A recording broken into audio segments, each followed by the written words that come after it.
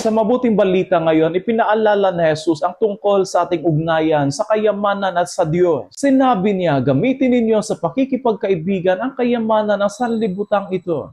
Maubos man ito, may tatanggap naman sa inyo sa tahanang walang hanggan. Ang Panginoon ay nagtuturo, hindi upang hikayatin tayo maging tuso, kagaya ng katiwalang hindi tapat, kundi upang ipakita na dapat nating gamitin ang mga bagay ng mundong ito sa paraan ng paglilingkod sa Diyos at sa kapwa. Ang kayamanan ay dapat maging kasangkapan para sa kabutihan at pagmamahal. Maraming tao ang nagkakamali sa pagtingin sa yaman. Akala nila kapag marami kang pera, mas pinagpala ka. Sinabi ni Jesus, walang makapaglilingkod ng sabay sa dalawang Panginoon. Hindi ninyo mapaglilingkuran ng sabay ang Diyos at ang kayamanan. Malinaw na ipinapaalala ni Jesus na ang yaman ay hindi masama.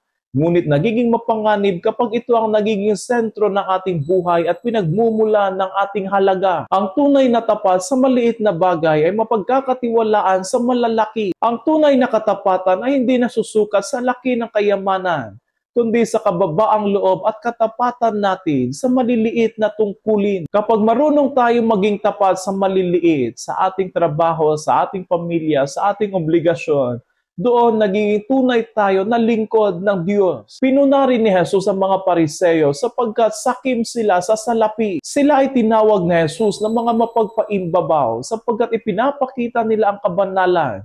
Ngunit sa puso nila, ang kayamanan ang sinasamba. Ang turo ng Panginoon ay malinaw. Ang Diyos ang dapat nating paglingkuran, hindi ang yaman o ang kapangyarihan. Naway turuan tayo ng Panginoon na maging tapat at mapagkakatiwala ang katiwala ng mga biyayang ipinagkaloob niya sa atin. Sapagkat sa huli, hindi sa dami ng ating tinanggap ang huhusgahan ng Diyos, kundi kung gaano tayo naging tapat sa Kanya sa paggamit ng mga ito. Kung paano natin ginagamit ang ating pera at kayamanan ay refleksyon ito ng ating ugnayan sa Diyos. Ang tanong ay hindi kung gaano tayo kayaman, kundi kung gaano tayo naging tapat na katiwala sa mga biyayang Kanyang ipinagkaloob sa atin.